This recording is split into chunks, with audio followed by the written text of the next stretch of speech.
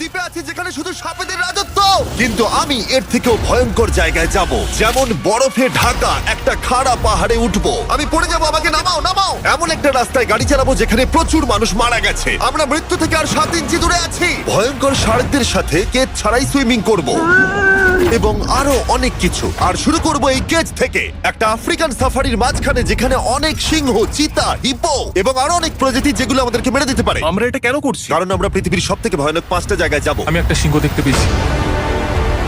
ও মাই god, এটা আমরা কেন করছি? আর যাতে সিংহরা আমাদের কাছাকাছি আসে তাই আমি অনেক মাংস এনেছি। এবং কেজের চারপাশেও ঝুলিয়ে দেব।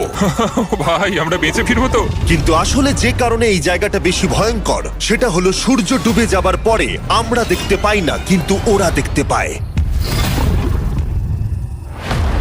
জিমি, ওদিকে দুটো সিংহ রয়েছে। এই শব্দটা তো কন্ডারের মতো লাগছে। এটা বিশাল ভাই। সবকিছু রাতে বেরোয় কেন? ভাই আমাদের সিংহটা পুরো ঘিরে ধরেছে। আমাদের থেকে মাত্র 20 ফুট দূরে রয়েছে ওরা।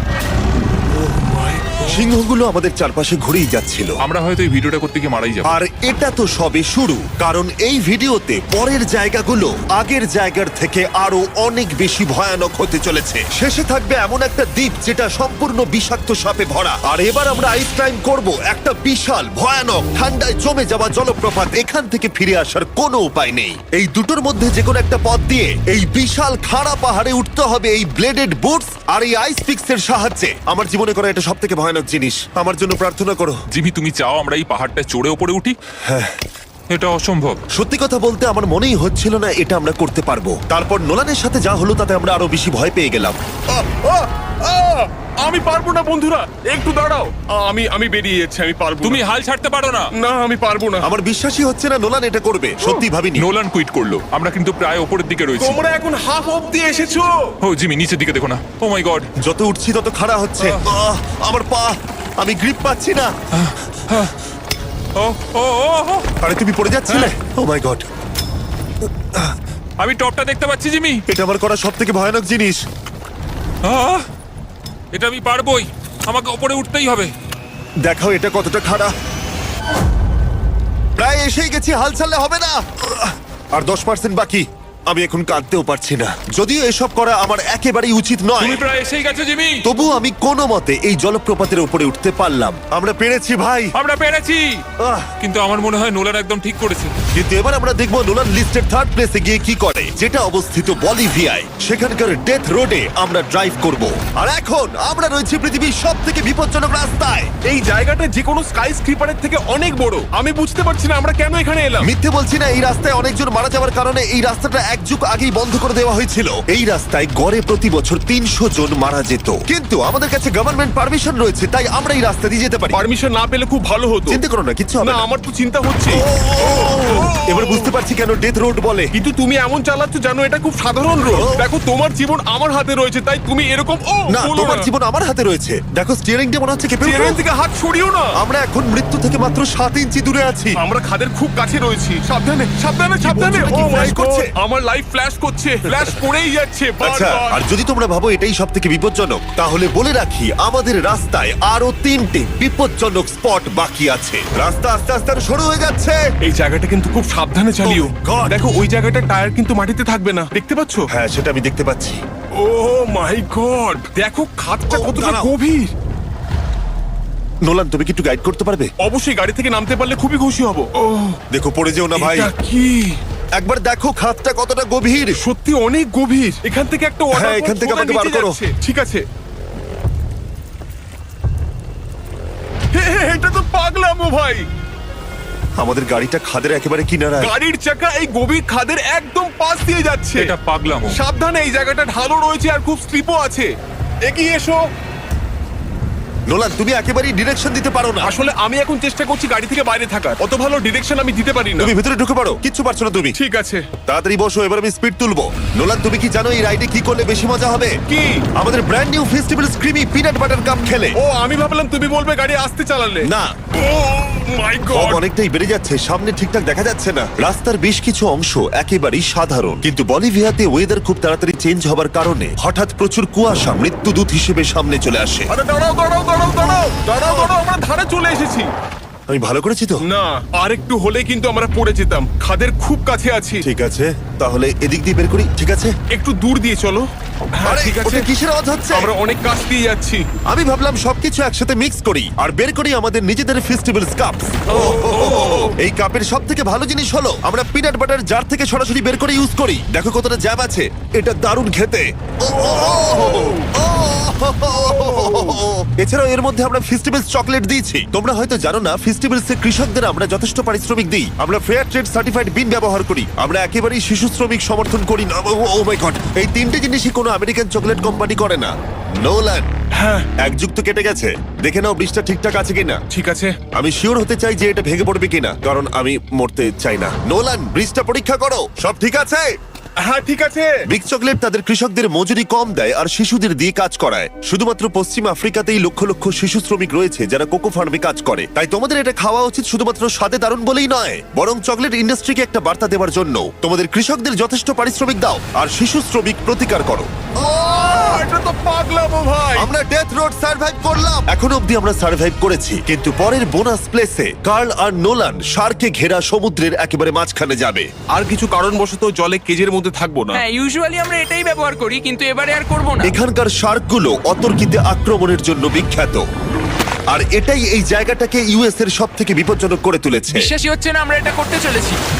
ও মাই গড, এগুলো তো অনেক বড় শার্ক। ও মাই গড। ভাই, আমরা এটা কেজ ছাড়া কেন করছি? ভাই, তোমার পেছনে পেছনে।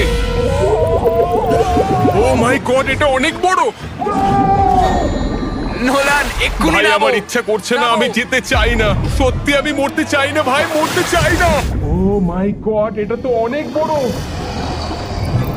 ঠিক আছে, ঠিক আছে ভাই, এই শার্কগুলো তো দ্বিগুণ বড়। আমি আর যাচ্ছি না, হয়ে গেছে। কিন্তু দ্বিতীয় বিপজ্জনক জায়গার কাছে এটা কিছুই নয়, যেটা অবস্থিত অ্যামাজন রেন ফরেস্টের একেবারে মাঝখানে। এখানকার সৌন্দর্য দেখে বোঝা যাবে না জায়গাটা কতটা বিপজ্জনক, কারণ কিছু মুহূর্তের মধ্যেই এই জায়গাটা এরকম থেকে এরকম হয়ে যেতে পারে। একটু ঝড় বৃষ্টি হলেই এখানে জলস্রোত নেমে আসে এবং গোটা এলাকা ভাসিয়ে দেয়। আর আজকে আমরা দেখব গোকটা ক্যাটারাক্ট ওয়াটারফল, যেখানে জলস্রোত নেমে আসছে 1000 ফুট ওপর থেকে নিচে জলাশয়ের মধ্যে। আর এই মেঘলা দিনে আমার সাথে এসেছে এই যে এরা। এ হলো হেজ, 70 দিন জঙ্গলে কাটিয়েছিল। এ হলো বেলি, যে কিউবে 100 দিন কাটিয়েছিল। আমরা এখন অনেক ভয়ঙ্কর জিনিস করতে চলেছি, যেখানে মৃত্যুর সম্ভাবনাও আছে। না মানে সেটা এসো, এসো, এসো তোমরা, চলো যাওয়া যাক। আর অনেকক্ষণ পরে আরো অনেকক্ষণ পরে সাবধানে।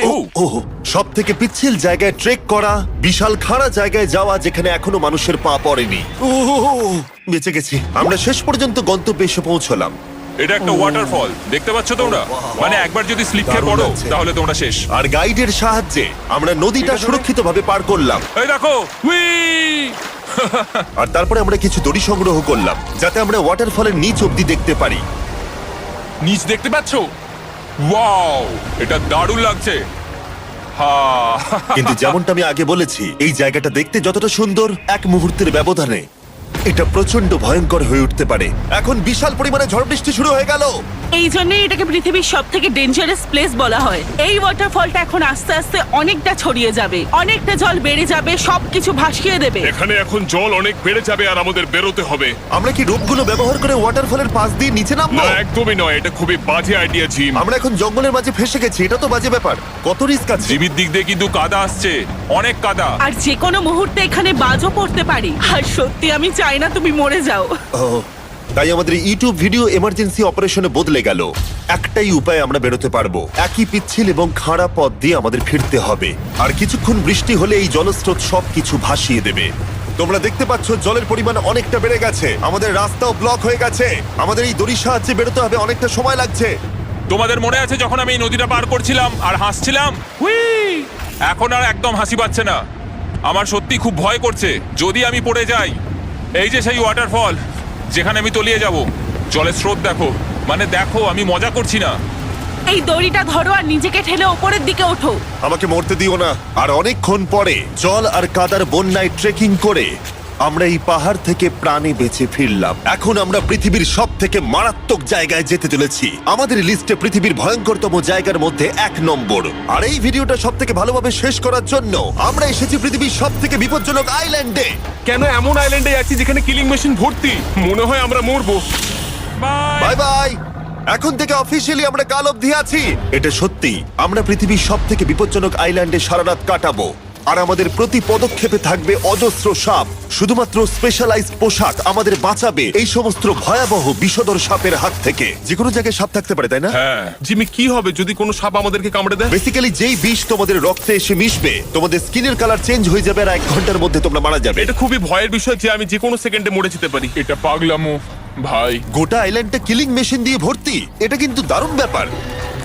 ওপর থেকে কিন্তু দারুণ লাগছে জায়গাটা। তুমি এখান থেকে পড়ে গেলে কিন্তু মরে যাবে। হ্যাঁ, সেটা আমি জানি। সবাই খুব সতর্ক থেকো। তোমরা হয়তো ভাববে স্নেক আইল্যান্ড নাম বলে এখানে হাজার হাজার সাপ ওপেন ঘুরে বেড়াবে, কিন্তু মাটিতে বসবাসকারী প্রাণীদের সাপগুলো মারার পরে ওরা এখন গাছের পাখিদের শিকার করে, কারণ এখন ওরাই একমাত্র জীবিত শিকার। এখন আমরা অফিসিয়ালি জঙ্গলে প্রবেশ করছি। যে কোনো মুহূর্তে সাপ গাছ থেকে লাফ দিয়ে আমাদেরকে কামড়াতে পারে। এতক্ষণ পায়ের চিন্তা করছিলাম, এখন তো গাছ থেকে সাপ পড়ারও আশঙ্কা রয়েছে। এটা পাগলামো ভাই।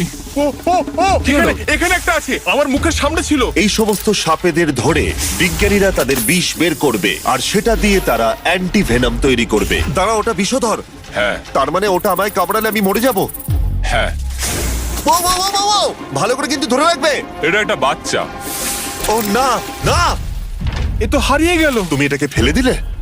না, পালিয়ে গেল। এটা পালিয়ে গেল। কিন্তু তুমি, মানুষটা সাপটাকে এমন ভাবে ফেললো যেন আমি আমার ফোন ফেলেছি। যত আমরা জঙ্গলের গভীরে ঢুকছি, ঝোপঝাড়গুলো খুব ঘন, আমি আমার সামনে 2 ফুটও দেখতে পাচ্ছি না। যে কোনো জায়গায় সাপ থাকতে পারে।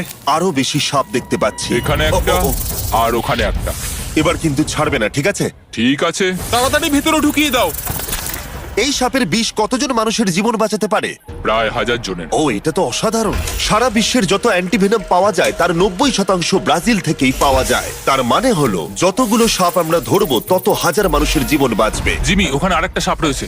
ও মাই গড, এটা তো বিশাল। আমরা অনেক খুঁজে পাচ্ছি, ওরা বাইরের দিকে তাই আসছে। দিনের বাকিটা সময় আমরা এই বিষাক্ত সাপগুলোকে ধরতে সাহায্য করলাম। এমনকি আমরা বিজ্ঞানীদের রিসার্চেও সাহায্য করলাম। দেখো, এই সাপটা মাটি থেকে 15 ফুট উপরে রয়েছে, আর সায়েন্টিস্টরা আমাদের গাছটাকে নাড়াতে বললো যাতে এটা নিচে পড়ে যায়।